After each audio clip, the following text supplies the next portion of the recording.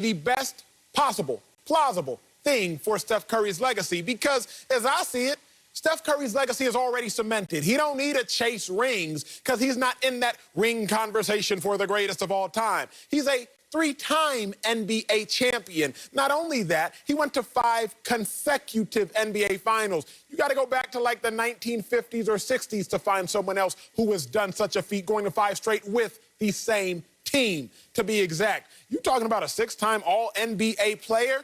Steph Curry, just stay in Golden State because every time you change teams, your legacy takes a hit. See, LeBron James, he changed teams, went to Miami. Legacy, it took a hit. The difference was he was able to overcome the hit his legacy took because he won again. You talk about Shaquille O'Neal. When he left L.A. and went to the Heat, his legacy took a hit, but he overcome the hit that legacy took because he won again. Dirk Nowitzki, to me, because I'm from Dallas, he's a top 15 player of all time, primarily because he never left Dallas. 20 years, same team, and now he got a statue up outside the arena. So Steph Curry, staying in Golden State is the best thing for your legacy because you don't need to go chase rings and no shiny things like so many other dudes. You've already accomplished everything you needed to accomplish, and you did it by the team that brought you in. So, Slick Rick, I'm bringing you in to answer the question for me. What's best for Steph Curry's legacy? Is it leaving or staying with the Warriors? I agree with all that you said, Acho. I know that's a rarity, but I do. However, staying with Golden State still is the second best thing that he could do. Talk to me. No, he should not. He should not leave to chase rings. But staying in Golden State is also not going to get him a ring. And I know how delusional Warriors fans are right now living in the Bay Area. They believe as soon as Klay comes back, oh, we're right back on that championship horse again. And the reality is the dynasty is over. They're not going to get back there again. They had the dynasty when they were paying Steph, in particular, $11 million a year, before they had to pay Draymond Green, before they had to pay Klay Thompson.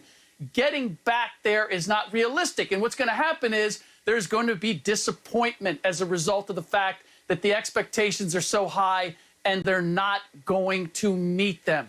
But he shouldn't chase rings either. To your point, it's part of his legacy and his brand and his reputation that he is loyal. But there is one place that he could go that would add to his legacy, and it's not about adding rings. It's going back home to Charlotte, North Carolina, and the Charlotte Hornets, and lifting that team the same way that he lifted the Golden State Warriors. That would add to his legacy, and I dare say the people, even in the Bay Area, would not begrudge Steph that move because it would be in keeping with who he is. Interesting, interesting. CB, your thoughts? Yeah, that was interesting. First of all, Acho, like Rick, look, I agree with what you said. Everything except Dirk being the top 15 player, but that's another conversation for another day. I'll let that go. Rick, you had me intrigued, Rick, but Charlotte, here's the problem with going to Charlotte. They're not going to win a championship, right? He wouldn't lead them to a championship. Right. They'd be good, but they're not beating Brooklyn, probably not Philadelphia. You know, they're not winning there. Nope. So you're right. Nope. Golden State's fans probably wouldn't be upset because you're going home. You help MJ's team. You make Charlotte relevant and maybe a contender. Sing it, definitely Broussard. not winning the East. So why That's do fine. it then? Why go? If you go back and if they were in a place where you add Steph and you can win a ring, I'm with you. Yep. But outside of that, I can't do it. Now let me say this. He shouldn't go to the Lakers for all the reasons Acho said. Even if he went there and, say, won 2 rings with LeBron, that's not really helping Steph's legacy. He's already viewed as the greatest, in many people's eyes, the greatest small player ever. He's the greatest shooter of all time. He's the architect of the greatest dynasty since the Shaq-Kobe Lakers. And he can't really add to that because 5 rings isn't going to put him ahead of the people that are ahead of him, like Magic and like LeBron and like Larry Bird and guys like that. So he loses more than he gains if he goes to the Lakers. However, I'll throw one caveat, and I still don't know that it makes sense.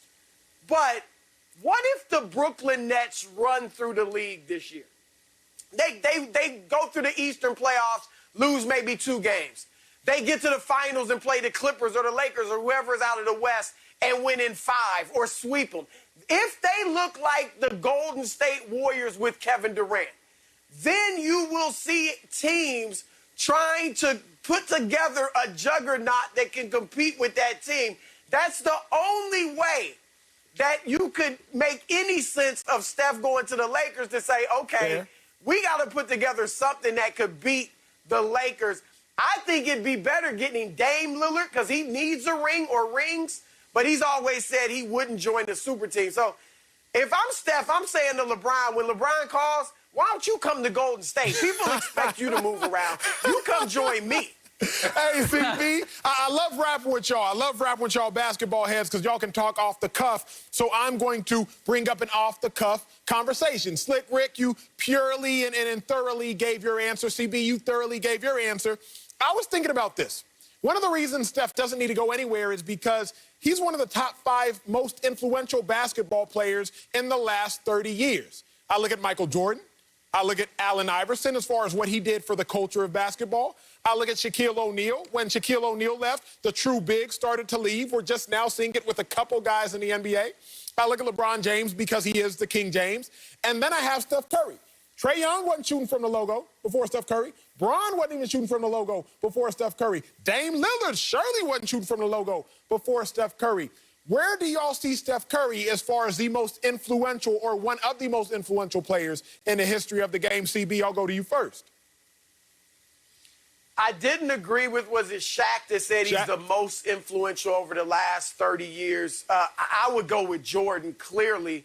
But I think Steph is second for the reasons you said. I was listening for Kobe on your list. We can argue if he's in the top 5, but I would go with Steph second just because, to your point, I mean, we can go to gyms throughout the country now. What are we going to see?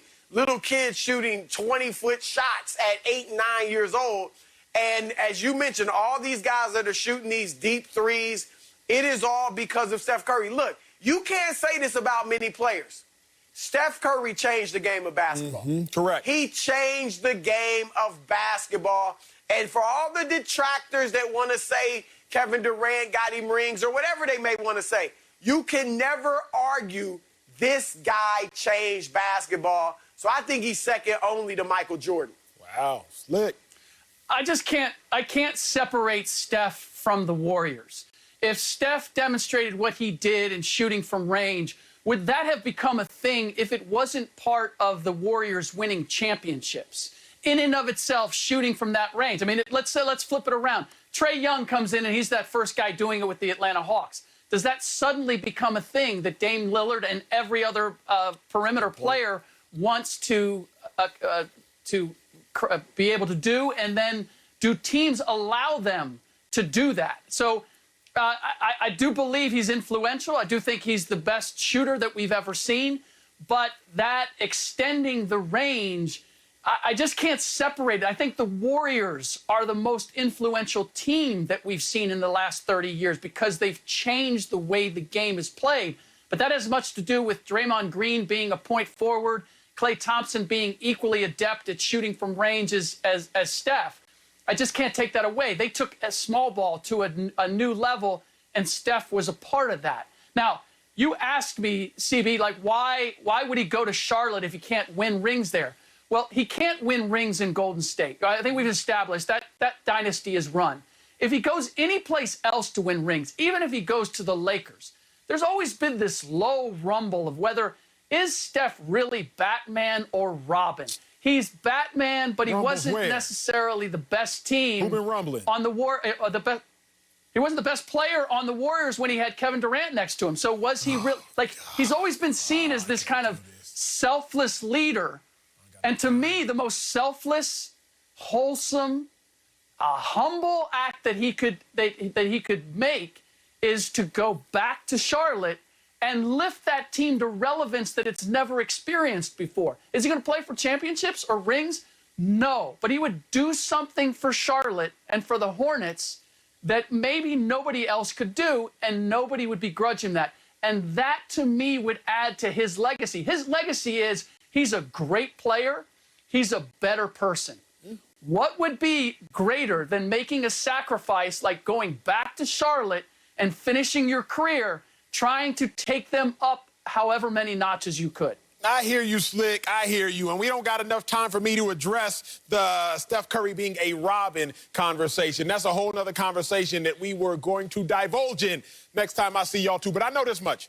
He is the only